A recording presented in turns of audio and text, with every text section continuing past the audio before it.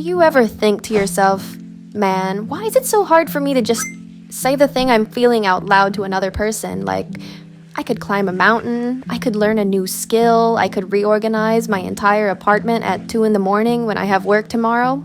But somehow, looking a guy in the eye and saying, hey, I like you, genuinely feels like the most insurmountable task I have ever been assigned in my life. Okay, so I want to talk about something that I spent way too long figuring out, and I'm still honestly in the process of figuring out, so I'm not going to sit here and pretend I have this all locked down. Because I don't.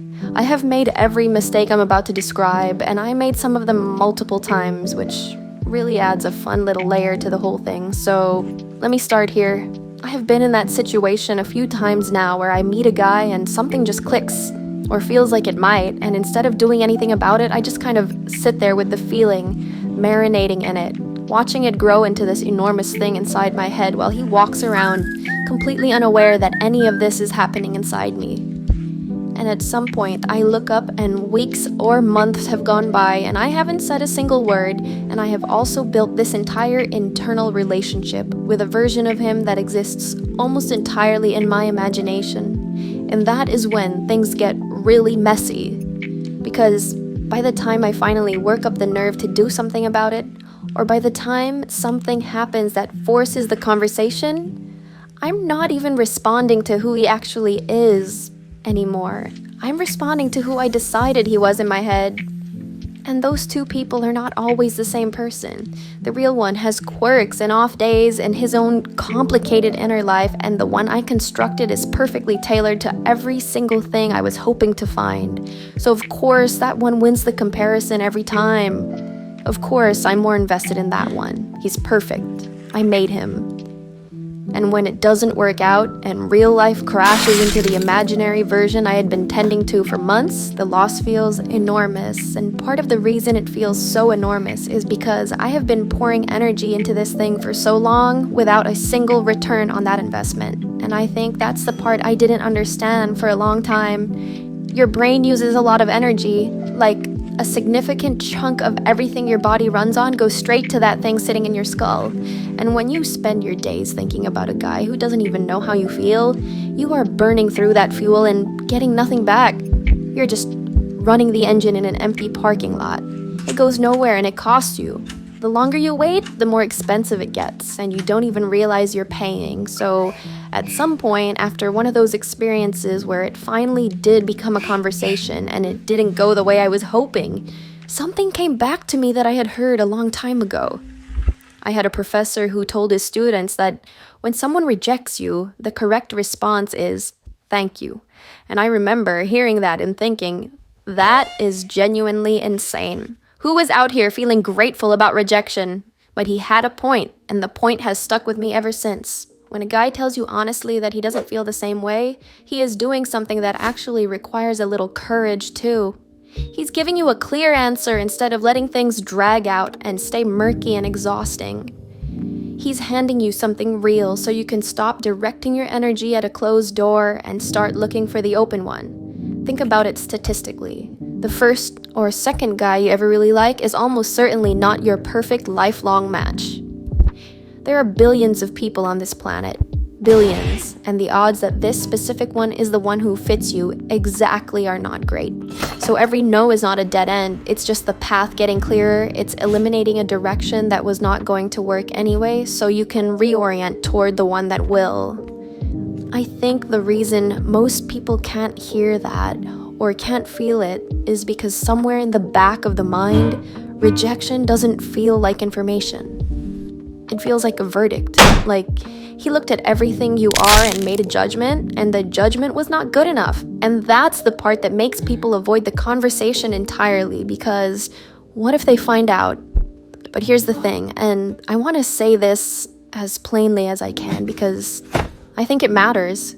If you take your coffee black and a guy only enjoys it sweet and milky, neither of you is wrong. Neither of you has failed some objective coffee test. There's no bad guy in that scenario. You just like different things, and that's fine, and it was always going to be fine. The only thing that was ever in question was whether the two of you were going to work. And now you know, incompatibility is not an insult, it's just information. And once you actually internalize that, the whole thing stops feeling so high stakes because the rejection is not about your worth. It's about fit, and fit is neutral. And the place we're supposed to figure all that out? Dating apps! I'm not saying they don't work. Clearly they do for some people, but there is something about swiping through curated profiles that makes the whole process feel like online shopping. And then you meet someone in person, and there's this whole recalibration that has to happen between who he presented himself as and who he actually is, which is work before you've even had a single real conversation. I think the better version of this is just showing up in places where you actually want to be, doing things you actually care about, and letting connection form around something real. Because when you meet someone in a space that genuinely matters to you, there's already something shared. There's already a common thread you didn't have to manufacture, and that changes the whole texture of how you relate to each other. But okay, here's the bigger thing I want to say, and this is the part that took me the longest to articulate.